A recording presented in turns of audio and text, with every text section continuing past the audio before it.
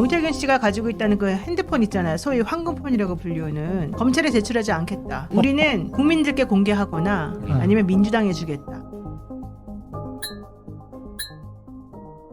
명태균의 변호인 남상권 변호사가 오늘 충격적인 선언을 했습니다.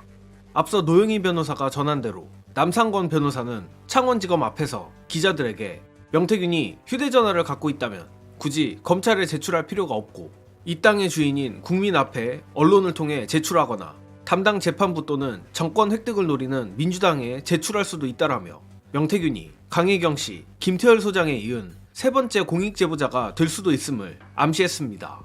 남상권 변호사의 이 같은 발언은 명태균의 사라진 휴대전화, 이른바 황금폰의 행방에 대해 묻는 기자의 질문에 대해 답을 하던 중 나온 것인데 아무래도 며칠 전 명태균이 황금폰으로 구명로비를 시도했다는 보도가 단순한 해프닝이 아니었던 것 같습니다. 그때도 의심했듯 현 시점 명태균은 구속이 돼 있는 상태지만 여전히 수중에 황금폰이 있다는 것을 용산에 알려 역시 끊임없이 딜을 시도했던 것으로 보이며 오늘 남상권 변호사의 이 같은 발언은 명태균 측의 노력에도 용산이 반응이 없자 더한 강수를 두는 차원에서 나온 것으로 생각합니다.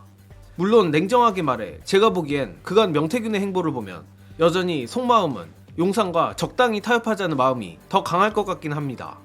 그러나 현재 검찰과 용산의 태도를 보건대 명태균으로서도 민주당과 손을 잡지 않으면 도저히 참작을 받을 길이 없는 것 역시 사실이기에 저는 이번 남상권 변호사의 폭탄 발언을 상당히 의미심장하게 보고 있는데 더 자세한 설명은 노영희 변호사의 해설로 대신하겠습니다. 오늘 남상권 변호사가 명태균 씨가 가지고 있다는 그 핸드폰 있잖아요. 소위 황금폰이라고 불리우는. 전제는 그 폰이 있으면이라는 말이긴 해요. 검찰에 제출하지 않겠다. 우리는 국민들께 공개하거나 아니면 민주당에 주겠다. 그 얘기는 사실 저희가 이제 알기로는 명태균 씨가 계속해서 진보나 보수를 가릴 것 없이 소통을 해왔거든요. 어느 하나 통해라 이러면서. 근데 결국 그게 다 실패로 돌아간 상황이었거든요. 그러면서 자기 핸드폰이 가지고 있는 가치가 이제 점점 떨어지고 있다는 걸 느끼고 있었어요. PC의 그 내용이 사실은 매우 밝혀졌기 때문에 이제 핸드폰 필요도 없다 이런 얘기까지 나오는 상황이었거든요. 그러니까 이 사람들이 점점 이제 협상력을 잃어버리는 듯한 느낌이 들었어요. 그러다가 오세훈 시장 얘기 이런 쪽으로 이제 전선을 확대하면서 오히려 윤석열 대통령이나 김건희에 대한 말을 안 하는구나. 오히려 이쪽에 시야를 조금 가리고 저쪽으로 가지 못하게 물줄기를 막는구나. 이제 이런 생각을 조금 하게 됐는데 그러니까 이제는 자기 핸드폰의 존재를 다시 부각시키면서 나 이거 이제 완전히 저쪽으로 보낼 수도 있으니 조심해라. 이제 이런 지금 선전포고를 하는 걸로 저는 지금 보여요.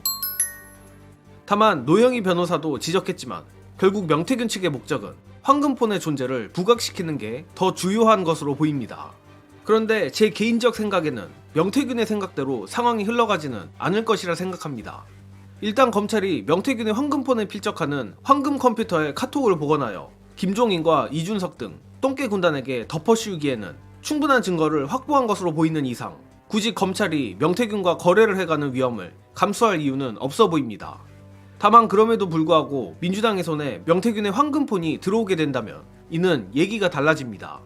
가뜩이나 창원지검이 세상이 뒤집힐 증거를 갖고 있다고 한들 그들이 증거를 묻으면 묻힐 수밖에 없는 반면 민주당이 황금폰을 갖게 되면 검찰과 대등한 혹은 그 이상의 증거를 가지고 용산과 싸울 수 있게 됩니다. 자, 이거 민주당, 용산, 명태균 간 정말 숨막히는 눈치 싸움이 시작될 것으로 보입니다. 물론 명태균도 믿을 수 있는 인물은 아니기에 여전히 신뢰가 가진 않습니다. 다만 민주당으로서도 아쉬울 게 없는 상황인 만큼 지혜롭게 명태균 측을 잘 설득하여 황금폰을 입수하기를 기원합니다. 이번 영상은 여기까지 하겠습니다. 시청해주신 여러분 감사합니다.